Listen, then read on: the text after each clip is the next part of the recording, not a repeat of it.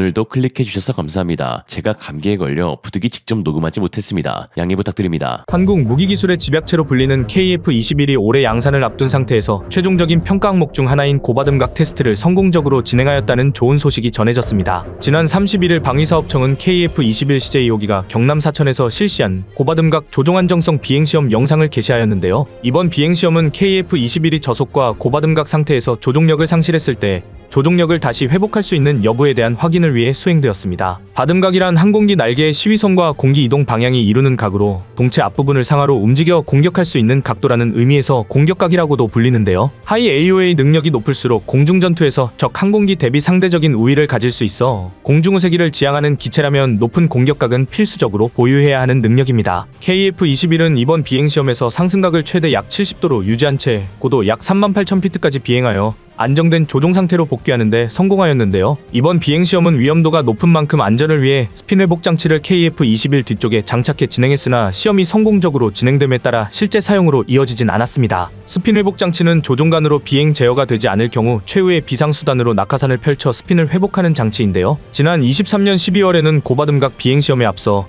스핀 회복 장치의 정상작동 여부 검증을 위한 지상시험도 진행했었습니다. 양산을 앞둔 기체의 시험평가 가운데 중요하지 않은 것이 없겠지만 그럼에도 특히나 고바듬각 테스트는 그동안 세계 여러 항공기들의 개발 일정을 자주 지연시켜온 고난도의 시험입니다. 고바듬각 테스트를 통해 기체가 몇 도에서의 윙락 현상이 발생하는지 알 수 있게 되는데요. 윙락은 항공기가 종방향 기체축을 중심으로 스스로 진동하는 현상으로서 고바듬각 비행 영역을 제한하고 전투 기동 시 포인팅 성능을 저하시켜 전투기의 기동 성능 및 작전 운용 성능을 크게 저하시킬 수 있습니다. 그러나 사실 윙락은 대부분의 전투기에서 발생하는 현상인데요. 중요한 것은 몇 도 이상의 바듬각까지 윙락이 억제되는가 하는 것입니다. 현재 35도 이상에서 발생하는 윙락은 적어도 현 단계에서는 결함이라고 보기 힘들다는 것이 전문가들의 의견인데요. 그러나 T-50A의 미국 수출 경쟁자인 보잉의 T-7A 같은 경우 25도의 바듬각에서 윙락이 발생했기 때문에 문제가 되었던 것입니다. 70도의 고바듬각 시험 비행을 완벽하게 수행한 시험 비행 조종사는 카이의 진태범 수석조종사였습니다. 개발이 완성되지 않은 기체의 고각 비행은 특히나 조종사에게 주는 부담이 엄청난데요. 1984년 10월 10일 미국 노스롭 그루먼의 F-20 전투기가 한국 수원공항에서 열린 에어쇼 중 추락했던 사건도 고바듬각 급기동 시연 중 중력에 의한 의식상실인 지락이 발생해 숨진 사고였습니다. 개발 완료된 전투기의 급기동 조종도 쉽지 않은데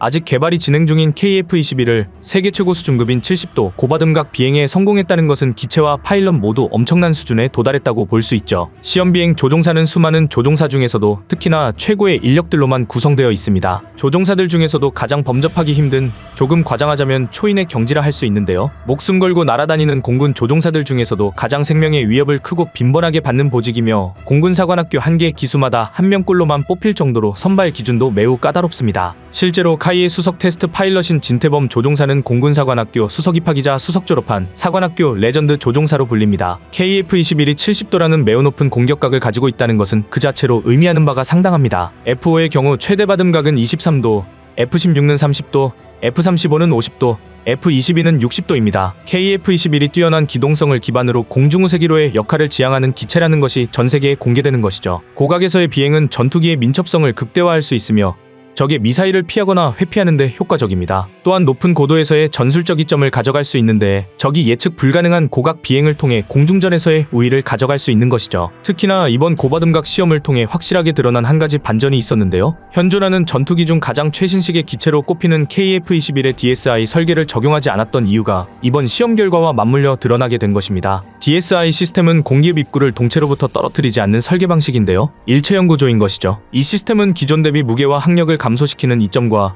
특히 RCS를 낮춰 스텔스 효과의 이점을 가져갈 수 있는데요. 이렇게 좋은 설계를 왜 KF-21에 적용하지 않았는지 다소 의아했었습니다. 심지어 DSI는 공개된 지 20년도 지난 기술이었기 때문입니다. 사실 카이나 국가연 등 한국항공기술의 DSI 설계 기술이 없어서 KF-21에 적용을 하지 못한 게 아니라 일부러 안 한 거라고 할 수 있습니다. DSI는 여러 장점이 있지만 치명적인 단점도 존재하는데요. AOA가 상승할수록 DSI의 바운더리 레이어 이펙트가 감소하게 되는 반면 엔진의 실속 리스크가 커지게 됩니다. 이로 인해 DSI 적용된 기체로 낼 수 있는 AOA 바듬각의 한계치가 50도 정도로 맞춰지게 되는 것이죠. 그러나 KF-21은 높은 수준의 기동성을 기반으로 한 고각 비행 및 공격을 실시하는 공중우세형 전투기를 지향하기 때문에 반드시 50도 이상의 바듬각이 필요했고 이에 DSI를 적용하지 않은 것입니다. KF-21처럼 DSI를 적용하지 않은 기체가 또 있는데요. 바로 세계 최고의 전투기이자 차원이 다른 공중전 위력을 지닌 F-22입니다. 즉 DSI가 스텔스에 유리한 것은 맞으나 DSI가 없다고 해서 스텔스기가 아니라고는 할 수 없는 것인데요. 오늘 공개한 KF-21의 고받음각이 70도인 것을 보면 비공개로는 이보다도 더 높은 공격각도 충분히 달성하지 않았나 하는 생각이 듭니다. 실제로 KF-21이 지니고 있는 가장 큰 장점은 기동성에 있는데요. 민첩한 기동으로 순간적으로 높은 고도까지 치고 올라가 에너지 우위를 점한 뒤 먼저 보고 먼저 쏘는 요격특 화형이자 공중우세형 기체라고 할 수 있습니다. KF-21은 같은 F414G400 엔진을 사용하는 FA-18보다 가벼우며 동급 추력의 F-35보다 ing면 하중이 작다는 이점을 가지고 있습니다. 전투기의 기동성 측면에서 볼 때 추력 중량비는 높을수록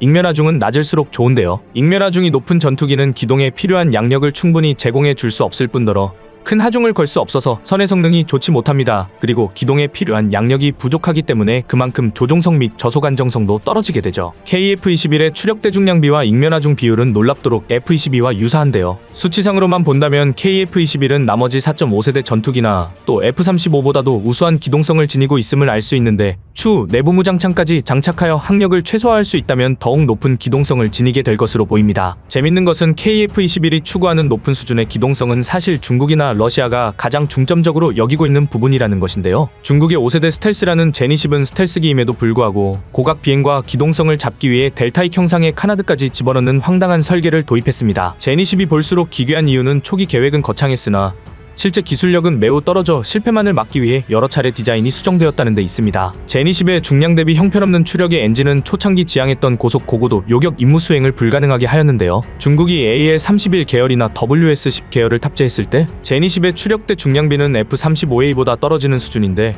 명색의 공중우세기가 다목적 전투기인 F-35보다 기동성이 떨어진다는 것은 말이 안 되는 것이죠. 이러한 문제를 해결할 수 있는 유일한 방법은 기체 경량화와 엔진 강화뿐이지만 중국은 수십조의 막대한 돈을 투자하고도 매번 성능 개량에 실패했습니다. 이에 러시아 수호이 57의 수입을 간절하게 원하였지만 기술 복제에 이골이 날 러시아는 단칼에 거절하였고 중국은 독자적인 엔진 개발에 또 다시 헛돈을 투자하고 있습니다. 중국 J-20의 심각한 기동성 저하 문제는 두 번째 신형 전투기인 FC-31을 보면 잘 알 수 있는데요. 당초 제니10의 함재형도 고려했던 중국이지만 최악의 추중비를 지니고 있는 제니10을 함재기로 사용하기에는 무리였었고 이에 F-22의 외형을 그대로 베낀 FC-31을 개발한 것입니다. 제니10이 지니고 있는 카나드와 델타익을 완전히 포기한 설계를 선보여 자신들의 실수를 스스로 인정한 꼴이 되었습니다. 그러나 FC-31 역시 이미 실패한 전투기라는 것이 전문가들의 의견인데요. 실제 지난 7월 9일 Popular Mechanics는 FC-31이 중국 공군과 해군의 관심을 받지 못하고 있으며 단지 미국 스텔스기 개발을 따라잡기 위한 자부심에서 개발이 추진된 기체라고 평가절하하였습니다. 중국의 기대를 한몸에 받았던 제니10이 최악의 성능을 보이자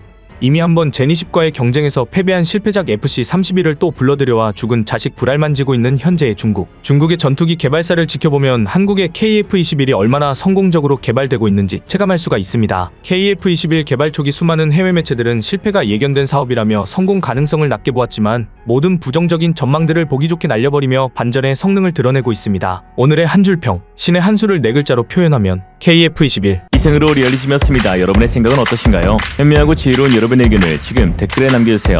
감사합니다.